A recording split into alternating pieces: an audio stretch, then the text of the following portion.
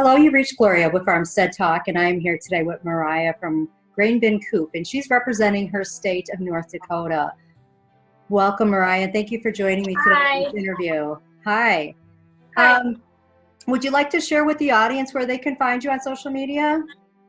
Yes, I am on Instagram with the name @GrainbinCoop. Okay, very good. So, Moriah, tell me a little bit about yourself and your family and where you're currently living. Well, my name is Moriah. I am 26 years old. I live in Surris, North Dakota. I have 3 boys who are 3 years old, 2 years old, and then I have an almost 4-month-older. He's here with me right now. And Randy, he works on the rig, so he's gone a lot. Okay, And, so when you say rigs, that's like oil rigs or oil rigs. Yep, oil rigs, the oil industry. Okay, very good. Share a little bit about what your property looks like and what your community is like there. Well, we purchased this property. It's 30.5 acres in Surris, North Dakota. It's north central North Dakota, about 12 miles south of the Canadian border. Let's see, it's a flat land property, very flat. We do have a flowing creek on the west side. So that's nice, a nice addition to the property there. Some of it is fenced in, and there are 3 large outbuildings, one of those being an animal shelter, and that area there, about 20 acres, is fenced in with barbed wire. And then there's a couple, there's another 10 outbuilding just for miscellaneous things, and a garage. So, and we also have 16 large grain bins. Very nice. What do you do with all those grain bins? Well, right now I'm only using one right now for the coop. The other ones, we're just not unsure at this point. We've only been here for a year. Possibly if the season is good, we could rent them out for grain storage, or you always see those cute little grain bins. They turn them into cute bars or houses or playhouses. So there's endless opportunities for them. There is. And so did that come with the purchase of the property? It did. Yep. Very nice. Very nice. Tell me a little bit about the community that you live in. Obviously, it's a rural area. Yes. I live about 14 miles from town, which would be the town of Botno. It's about, I'm going to round up, maybe 3,000 people. Okay. There's a Walmart there. Lots of very nice, genuine people. They'll always wave to you when you're driving by, and a lot of people by name. Even the sheriff's department. All of those people by name. It's a really small, tight-knit community. So very nice. You mentioned also that you have another 10-acre parcel of land. Share a little bit about that and why you purchased that land. We purchased that land. It's a 10-acre lot.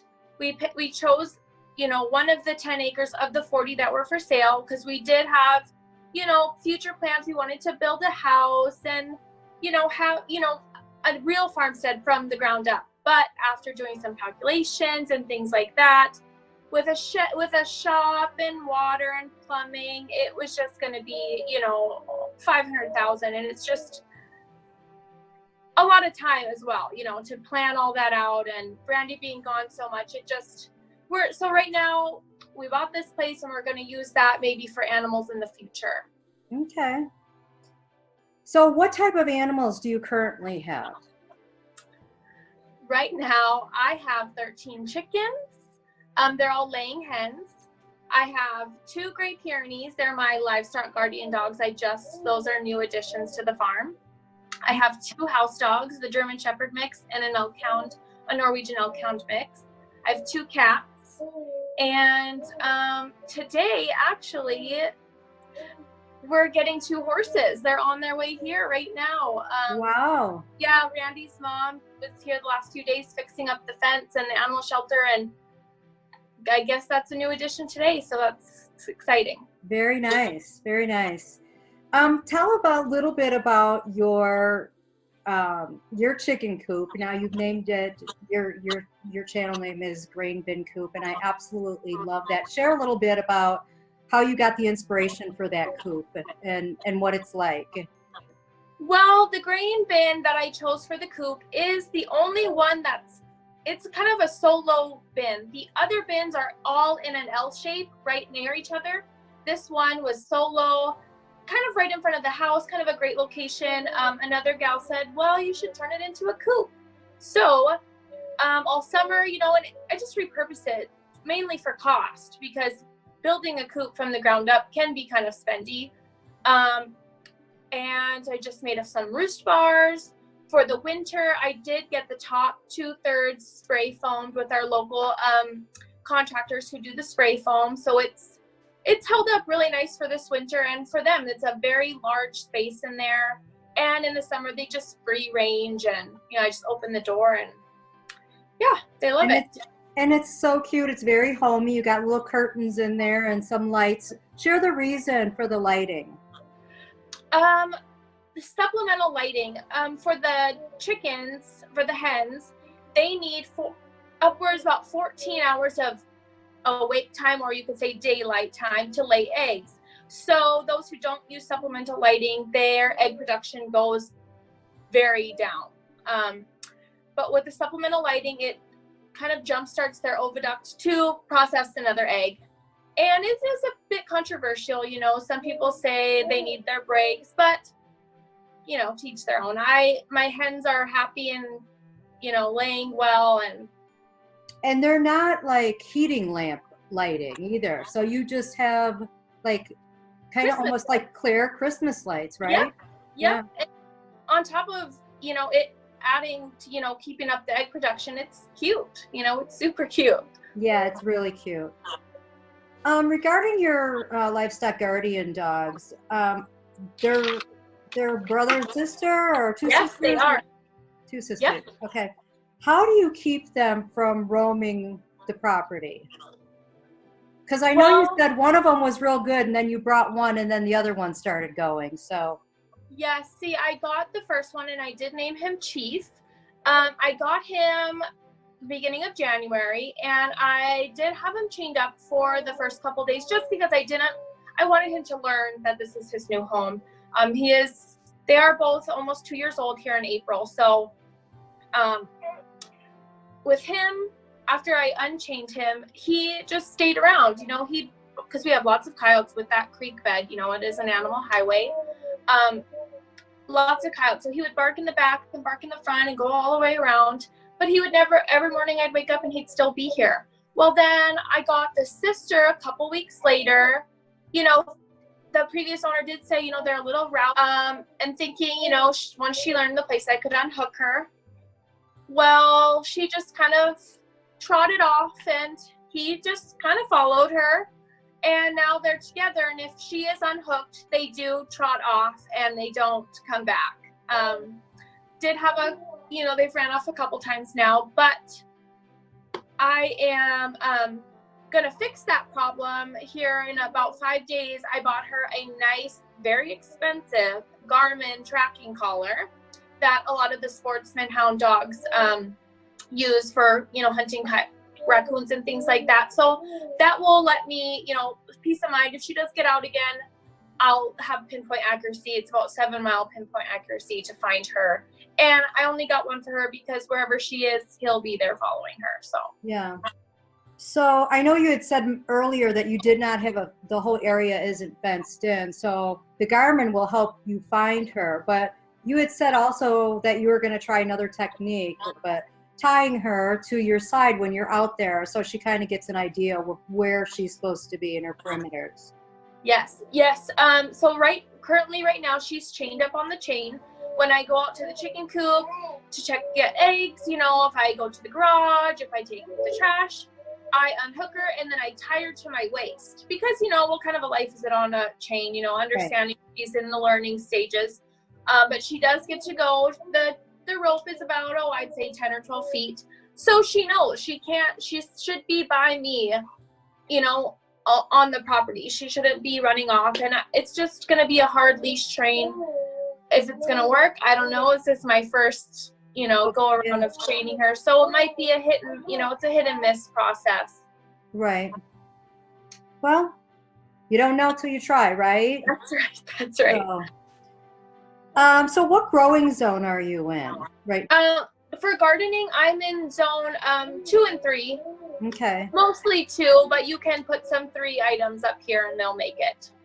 That's a really hard, difficult zone that you're in. Share the type of gardening techniques that you use. Well, with the zone that we are in, last frost could somewhere, it's, depending on the year, some years the last frost is the first week of May. Sometimes the last hard frost is the end of May. So you really have to just be watching. The things that I use for my gardening methods, I'm going to be trying grass clipping mulching this year a lot, as well as the wet cardboard method, where you plant and then you wet some cardboard and you put it around and then you mulch on top of that for the weeds, because this is my first and second years now with the garden here, and the grass just wants to take over. The years and years of the grass seeds being sown back into the ground is just, it's hard to keep up with the grass. Right. So what would you say is your biggest challenge in that zone? Just the short season. Yeah. Whoa. Just a very short season. You just have to be smart about what you're planting and what you'll get the most out of in just that short amount of time. You had mentioned that there's native choke cherries in your area. How have you utilized those? Well, when I moved here, I'd never had a choke cherry to this farmstead. When I've moved to this farmstead, I'd never had a choke cherry. Funny thing is there was some berries growing next to my coop, and the boys and I were out one day grabbing eggs, giving treats, and then I, look over and my little 2-year-old is just munching on these berries from this tree, and of course alarming, because I would not just be eating berries off of some random tree. Right. I put it on my Facebook with most of my family and friends, and they said, don't be alarmed, it's just choke cherries, and actually they're ready. So then I ran back in the house and we got our buckets, and I got about, I'd say 3 gallons of choke cherries. And I right away made choke cherry juice. And choke cherry juice, you can make jellies, you can make jams, you can make syrups. So I did that right away, and then I put some away in the freezer. Choke cherry syrup, tastes really, really good. And the juice lasts months in the deep freezer. So that's really nice. I still have some. I can make some syrup or jelly whenever I need it. And what a blessing that it's a native plant. Yes. Yes, you can find it. Randy ended up finding more back on the far south part of our property. He's found some more by his garage, and then now I kind of have the eye for them. I'm like, oh, there's more there, and I ended up going out a few more times to the other places that he did find and grabbing a few more. Nice. You also said something that you had June berries. The June berries that you said? Yes, June berries. They are kind of like a little blueberry, and their name, June berries, is they're ready to pick. They're kind of like an early summer harvest. Okay. They're ready to pick in June or around the June area, and they are like a blueberry. And I did plant one of those, so it'll be, I'd say probably 3 years till I get anything off those. Oh, so that was not a native then? It is. Yep, they are. They are. Oh, okay. Okay. What type of food preservation do you utilize the most? I like to blanch and freeze. It helps keep a lot of the nutrition, as opposed to canning, the water bath canning with the boiling. A lot of boiling, that stuff kind of like boils out the nutrition. I like to make baby food for my babies, and so the summer I put a lot of my stuff in my deep freeze, and I'll steam them up and I'll blend it up for my babies, and it's just healthier that way. Yeah. What are your future goals for the homestead? Well, my future goals are more animals, of course. I am hoping to get my Jersey cow within the next couple months. I would like a bred Jersey cow, just for milking purposes, to make butter, cream cheese, buttermilk, things like that. I would like my main thing here next is the Kuni pigs, which the sow is due to farrow on March 26th. I'm very excited about that. I'm going to get a couple of those from a man in South Dakota. And those are just going to be, they're not going to be pets. They're going to be meat, for meat. Right. And we'll do the butchering here on our property. Who will be doing the butchering? Well, I hope we can do it as a family. I know it, some people say, well, kids shouldn't be, seeing that. But a lot of the homesteaders that I follow say as long as you do, and as long as you introduce it to your children young, it gives them a better appreciation for their food.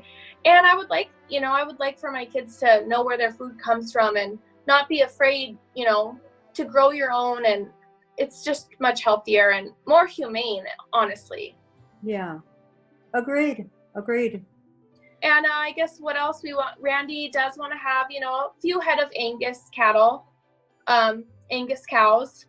I would like a few turkeys, meat chickens, of course, more laying hens for more eggs, because those, you can sell eggs anytime to anybody. Oh, everybody always wants fresh eggs. So those are my, I guess, and a bigger garden. Those are my goals for the marketplace on the weekends. Yeah.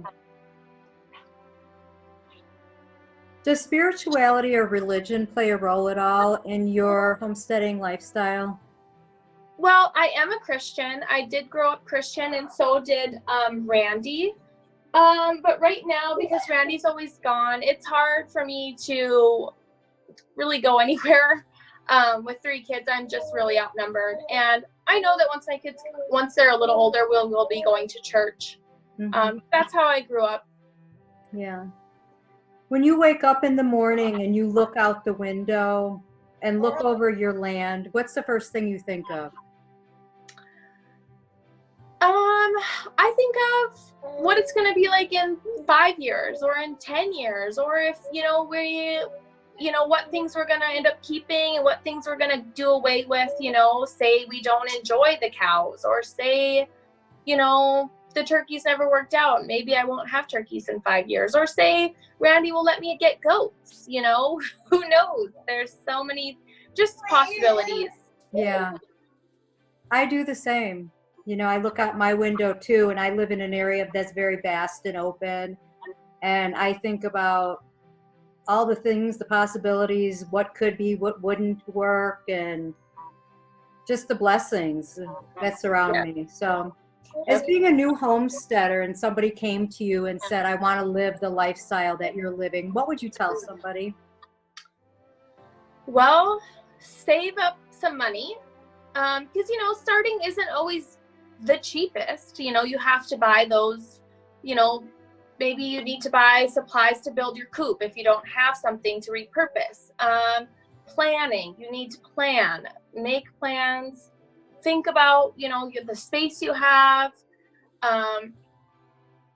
Need to get in contact with people around you and see what they're doing, and I feel like the best advice is somebody with experience. So, for example, one of my neighbors has sheep and he's got 3 Great Pyrenees, and I am always calling him about my Pyrenees because, it's my first time, and I know he has experience from puppy stage Pyrenees to now his dogs are much older. So he always, reassures me this is just their breed. They'll come back. They're just made to roam. Just get to know people that are doing the same things that you are and ask for help. Right. If you can change anything from the start of when you made the decision to start the homestead or purchase the homestead, what would you change differently? If you can make one change, something different. I guess right now I'm maybe planning better for the winter with chickens. First winter with chickens, it is also my I haven't even been a whole year having chickens, and this first winter has had some ups and downs. Chickens are they're prone to stress, and it has been extremely cold here. So I guess I would just do a little bit more research on chicken health. But other than that, I really like the way, you know, where we're going with our farmstead and all the choices we've made. I could have gotten pigs last spring, and I chose, you know, I'm just going to wait because I want to know the property. You know, you just have to make good decisions, make smart choices. So that's one of the things is I should have made a better choice to research more into winter with chickens. Yeah. Hindsight's always 20/20 though, right? Exactly, yes. So until we have that experience, we don't even know what we don't know. So it's such a learning curve, you know, you have to learn from your mistakes, and next year I'll do better. So, you know, you just have to hope that next year I don't have, you know, maybe I'll have a different set of issues, but I won't have the same ones that I had, you know, as long as I stay on track like that. absolutely. So we're getting ready to wrap up. If there's one word that you could sum up, but to say what your experience has been with homesteading, what would that word be? Oh, well, I'd say it's thrilling. It is very thrilling, like that sudden excitement, like, oh, we're getting those horses today. Like that just, you know, it's just very thrilling to know what's going to come next, and is it going to work or is it not going to work? It's a thrilling feeling. I love it. Well, congratulations on those horses. And thank you so much for joining me today on this interview, Moriah. I really appreciate it. Oh, absolutely. Thank you for having me. Sure. Have a great day. Yes, see you now. Bye.